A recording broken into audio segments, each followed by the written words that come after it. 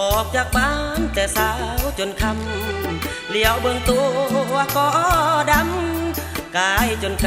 กำพวงมาลัยขับรถโดยสารบริการด้วยความเต็มใจหับส่งแม่ค้าสาวขายจะใกล้ๆถึงใส่ถึง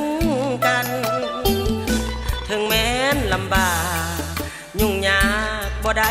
จมว่าหรืออิดเมื่อยกายาแดดฝนผ่าสู้ทนขยันบ่ว่าวันคืนจะขึ้นลง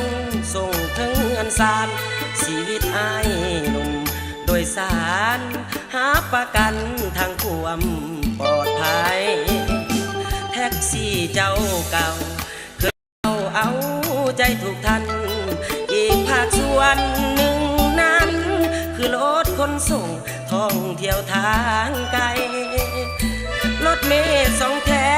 วแล่นคล่องแคล่วไปมาว่องไวตุกจัมโบ้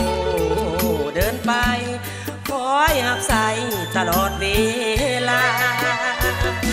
ทุกวันทุกคืนสุดจะฝืนคุ้มใจเต็มที่หนุ่มโดยสารคนนี้ยังบ่มีคู่เสน่หาหากมีสาวใดสนใจโปรดกรุณาโซเฟอร์คนนี้อาสาไม่ห่วมสิว่ากับน้องจนตา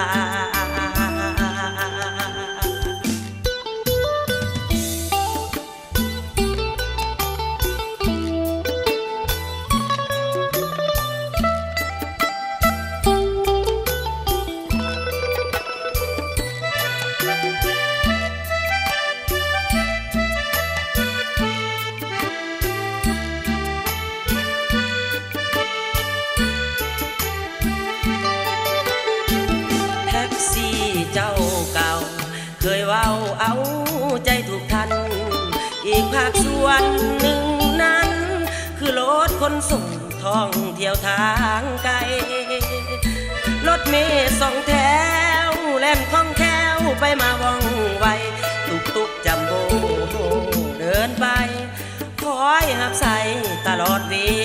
ลาทุกวันทุกคืนสุดจะฝืนคุ้มใจเต็มที่หนุ่มโดยสารคนนี้ยังบ่มีคู่เสน่หา